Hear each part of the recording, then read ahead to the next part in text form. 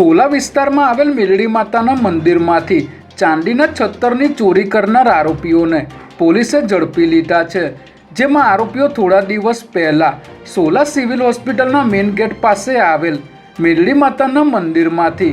માતાજીને પહેરાવેલું 250 ગ્રામનું ચાંદીનું છત્તર લઈને ભાગી ગયા હતા। ત્યારે પોલીસે સીસીટીવી ફૂટેજ અને ટેકનિકલ એનાલિસિસના આધારે સોલા નીલગિરી સર્કલથી બેબીલોન ક્લબ તરફ જતા રોડ પરથી સતીશ મકવાણા અને મોતીભાઈ ભાટી નામના આરોપીઓને ઝડપી લઈ તેમની પાસેથી 23,000ની કિંમતનું ચાંદીનું છત્તર કબજે કર્યું હતું।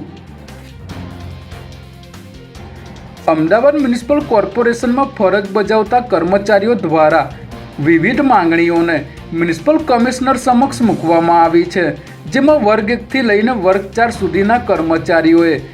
સુરત મહાનગરપાલિકાના ગ્રેડ પે પ્રમાણે પગાર ચૂકવવા, હોસ્પિટલમાં આઉટસોર્સિંગ પ્રથા બંધ કરી હેલ્થ વર્કરોની નિમણૂક કરવા તેમજ કોન્ટ્રાક્ટ પર જે લોકો છે તેમને કાયમી કરવા સહિતની માંગણીઓ કરવામાં આવી છે અને જો તેમની માંગ નહીં સંતોષાય તો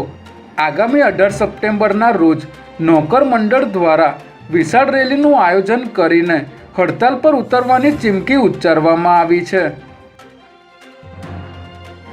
અમદાવાદના વટવા વિસ્તારમાં કાયદો અને વ્યવસ્થા જાળવવા માટે ઝોન 6 ડીસીપી ભગીરથ ગઢવીના માર્ગદર્શન હેઠળ મોડી રાત્રે મેગા કોમ્બિંગ ઓપરેશન હાથ ધરાયું હતું, જેમાં ખાસ કરીને વટવા સદભાવનાનગર 4 માળિયા વિસ્તારમાં અનેક ગુનાહિત પ્રવૃત્તિઓમાં સંડોવાયેલા આરોપીઓ રહેતા હોવાના પગલે ચેકિંગ કરવામાં આવ્યું હતું। ત્યારે આ કોમ્બિંગ દરમિયાન છરી તલવાર જેવા હથિયારો સાથે રાખનાર 7 શખ્સોની ધરપકડ કરવામાં આવી હતી, તેમજ 400થી પણ વધારે વાહનો સર્ચ કરી 3 વાહનો ડિટેન કરવામાં આવ્યા હતા।